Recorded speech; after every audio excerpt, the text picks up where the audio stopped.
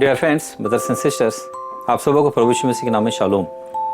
आप लोग इन दिनों मत करो के अंश पर संदेश सुन रहे हैं और इस अंश पर संदेश आप लोगों ने अभी तक 6 संदेश सुन चुके हैं। पहला, मना मत करो। दूसरा, दोष मत लगाओ। तीसरा, अचंभा मत करो। और चौथा, समय से पहले किसी का न्याय मत करो। पांचवा, पाप मत करो। छठवां, पवित्र आत्मा को शोकित मत करो। और आज का जो अंश है, चिंता मत करो।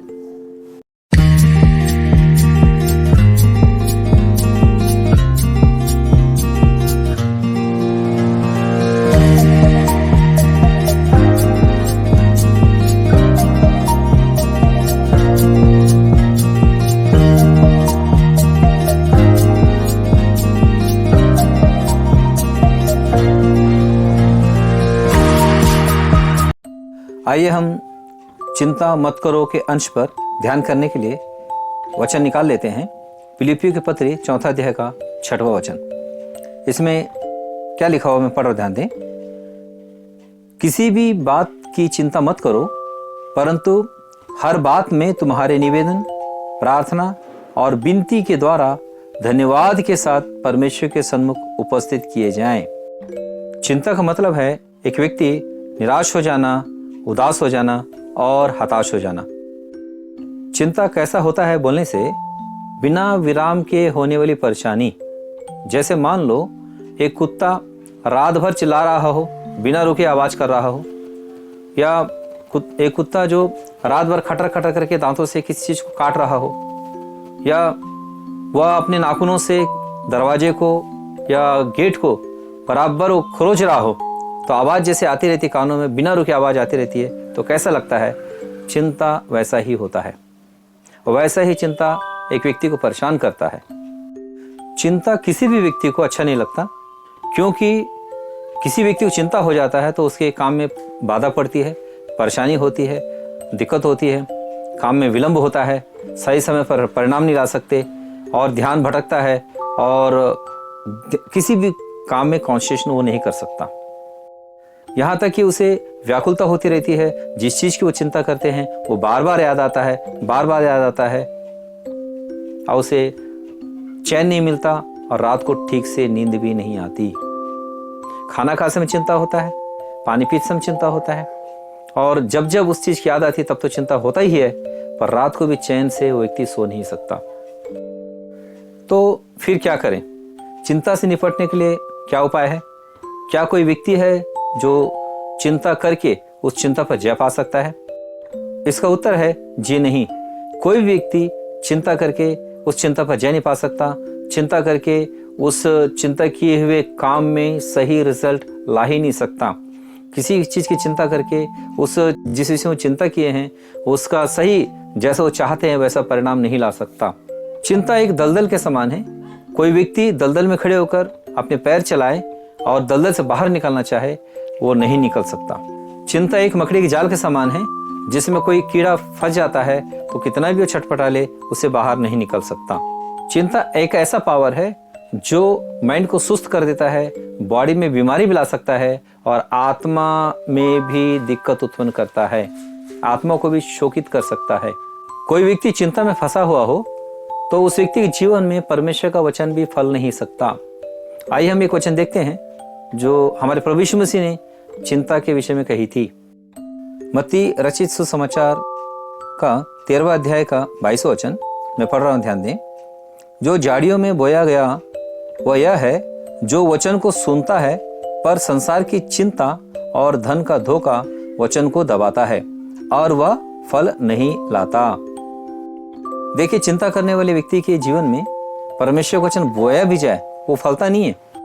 जैसे झाड़ियों में कोई बीज बो दिया गया हो और वो बीज अंकुर बनकर पौधा बनना चाहता हो बढ़कर, तो झाड़ियों के जो कांटे होते हैं और जो भी दूसरी झाड़ियाँ होती है वो उस पौधे को बढ़ने नहीं देती और वो उसमें उलझ कर वो पौधा रह जाता है और वो फलता नहीं है। तो वैसे ही परमेश्वर का वचन ऐसे चिंता करने वाले व्यक्ति की जिंदगी में बो दिया जाए तो वो वचन नहीं फलता उसकी जिंदगी में, और उस वचन का जो फल, जो रिजल्ट उसकी जिंदगी में आना चाहिए वो नहीं आता, जो लाभ उसे मिलना चाहिए नहीं मिलता।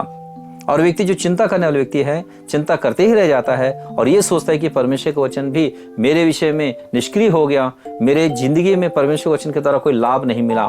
जबकि ऐसा नहीं है। परमेश्वर का वचन जो है कितना पावरफुल है, किसी व्यक्ति की जिंदगी में अगर सही रीति से फल जाता है, वो कितना फल लाता है, आगे किन वचनों में लिखा हुआ है। मैं वचन पढ़ ध्यान दीजिए।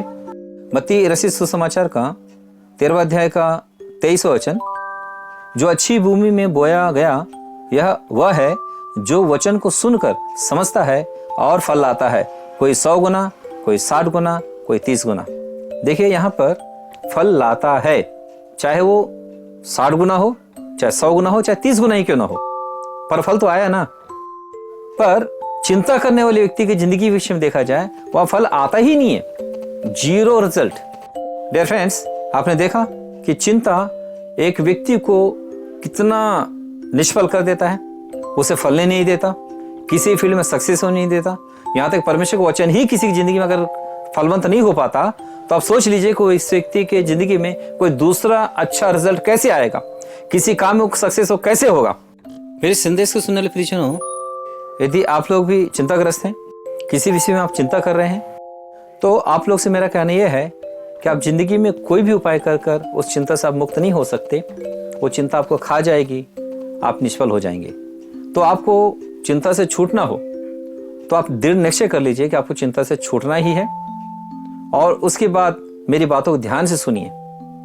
मैं जो आज के दिन बता रहा हूं, इस उपाय से आप चिंता से बिल्कुल मुक्त हो जाएंगे। इसका मतलब ये नहीं है कि मैं आप लोगों को चिंता से मुक्त कर दूंगा, मैं आप लोग चिंता से मुक्त कर दूंगा, ये नहीं कह रहा हूं। पर चिंता से जो मुक्त कर सकता है उससे मैं आप लोगों को परिचय कराऊंगा। वो है हमारे प्रभु यीशु मसीह। प्रभु यीशु मसीह अपने चेलों से कहते हैं, बेसिक विषयों में भी चिंता मत करो। क्या खाएंगे, क्या पिएंगे, क्या पहनेंगे, ये बेसिक रिक्वायरमेंट्स है एक मनुष्य के। तो उन विषय में भी चिंता करने से प्रभु यीशु मसीह ने मना किया है।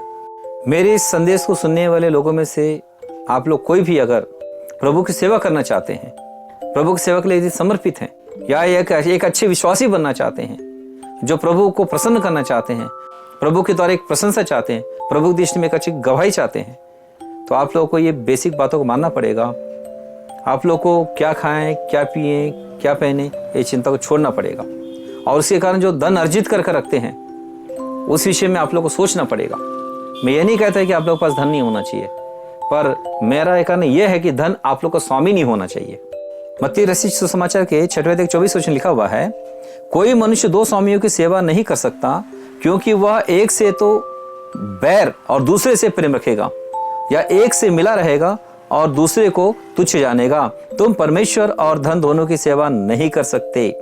और 25 वचन, इसलिए मैं तुमसे कहता हूं कि अपने प्राण के लिए यह चिंता न करना कि हम क्या खाएंगे और क्या पिएंगे, और न अपने शरीर के लिए कि क्या पहनेंगे।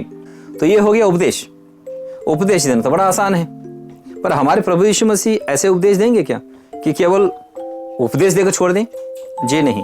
प्रभु यीशु इस बात को समझा रहे हैं कि परमेश्वर पर भरोसा रखना चाहिए इस विषय में। तो कारण क्या है, किस कारण से परमेश्वर पर भरोसा रख सकते हैं बोलने से यहाँ पर बता रहे हैं, क्या प्राण भोजन से और शरीर वस्त्र से बढ़कर नहीं? तो यहाँ पर हमारे प्रभु यीशु मसीह तुलना करके बता रहे हैं कि तुलना करके देखो, क्या प्राण भोजन से और शरीर वस्त्र से बढ़कर नहीं? तो जब हम तुलना करके देखते हैं कि हमारा प्राण भोजन से कितना ज्यादा बढ़कर है और हमारा शरीर वस्त्र से कितना ज्यादा बढ़कर है करके, तो हमें ये समझ में आता है कि हमारा जो प्राण है भोजन से कहीं अधिक बढ़कर है और हमारा जो शरीर है वस्त्र से कहीं अधिक बढ़कर है। और प्रभु यीशु मसीह अपने चेलों के विश्वास को बढ़ाने के लिए और क्या कहते हैं कि आकाश के पक्षियों को देखो, वे ना बोते हैं, ना काटते हैं और न खत्तों में बटोरते हैं, फिर भी तुम्हारा स्वर्गीय पिता उनको खिलाता है। यहाँ पर पक्षियों का एग्जाम्पल दे रहे हैं, पर उनको खिलाने वाला जो है वो तुम्हारा पिता है, वो स्वर्गीय पिता है करके बता रहे हैं। परमेश्वर पिता है इनका, मतलब मनुष्यों का, और वो पोषण कर रहे हैं पक्षियों का, जिनका वो पिता नहीं है, वो उनका परमेश्वर है। तो जब जो पिता होता है, जो पराये की जब पालन पोषण जब इतना केयरफुल रीति से करता है, तो ऐसे समय में खुद की संतान की वो पालन पोषण क्यों उससे ज्यादा बढ़कर नहीं करेगा, ये इस वचन का मतलब है। और पक्षियों से चेलों की तुलना करके कहते हैं, क्या तुम उनसे अधिक मूल्य नहीं रखते?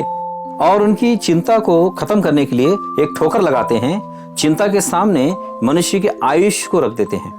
और इस विषय में कहते हैं, तुम में कौन है जो चिंता करके अपनी आयु में एक घड़ी भी बढ़ा सकता है? इस तुलना का कारण यह है कि केवल बात मनुष्यों के बीच की नहीं है। जब एक मनुष्य अपनी ही सामर्थ्य शक्ति से, अपने ही ज्ञान से, अपने बल से, अपनी चतुराई से जो कुछ भी वो कर सकता है, वो अपने लिए उतना नहीं कर सकता जितना परमेश्वर कर सकता है। और यहाँ प्रभु यीशु मसीह ये नहीं कह रहे हैं कि तुम जितने ताकतवर हो उससे ज्यादा ताकतवर पर भरोसा रखो, किसी और मनुष्य पर भरोसा रखो, ये नहीं कह रहे। यहाँ पर कंपैरिजन मनुष्य और परमेश्वर से हो रहा है। जब मनुष्य और परमेश्वर से हो रहा है तो केवल यहाँ वस्त्र की बात नहीं है, यहाँ पर आयुष की बात को रखते हैं सामने, जो परमेश्वर से इजीली हो सकता है पर मनुष्य के लिए बिल्कुल नहीं हो सकता।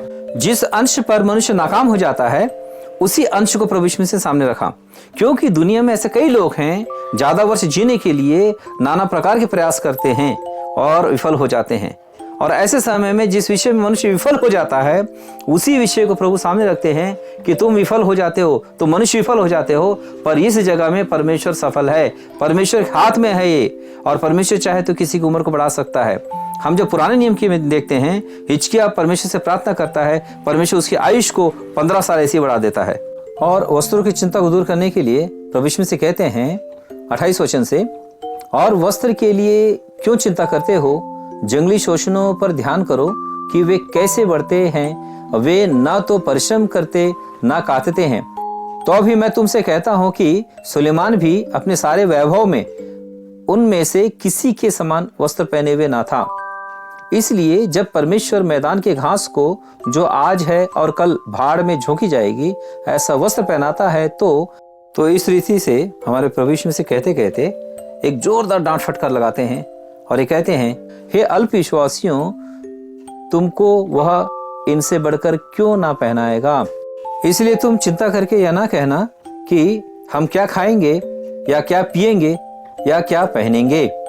और बताते हैं कि ये चिंता जो है ये उन लोगों को होती है जिनका संबंध परमेश्वर से नहीं है, जो परमेश्वर को अपने पिता करके नहीं मानते, जो परमेश्वर पर विश्वास नहीं रखते, जो भौतिक वस्तुओं पर विश्वास रखते हैं, जो अपने कर्मों पर विश्वास रखते हैं।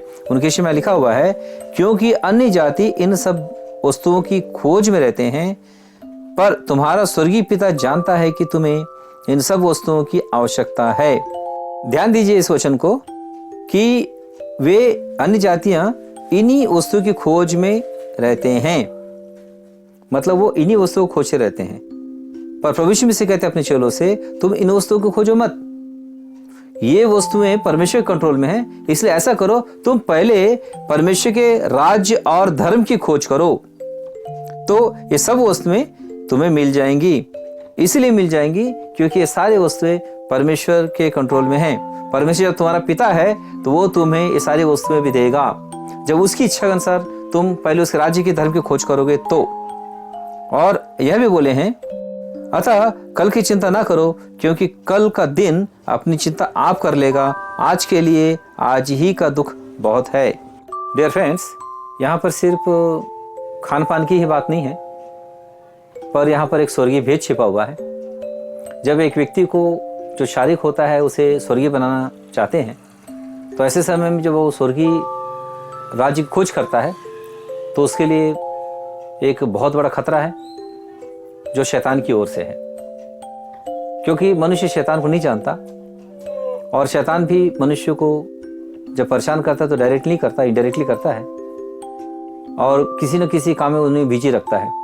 जो खान पान की खोज करते हैं खान पान में, जो किसी अभिलाषाओं में पड़े रहते हैं उन अभिलाषाओं में, और कोई बीमार है तो उन बीमारियों में, ऑल टोटली उन्हें इतना बिजी कर देता कोई कि वो परमेश्वर को ना खोजे। मनुष्य किसी और चीज को खोज ले, शैतान को कोई प्रॉब्लम नहीं है। जहां परमेश्वर को खोजने के लिए कोई फिरता है तो वहां शैतान एक्टिव हो जाता है, और वो क्या कर सकता है। पतरस की पहली पत्री 5वां अध्याय के 8वें वचन लिखा हुआ है, मैं पढ़ ध्यान दें।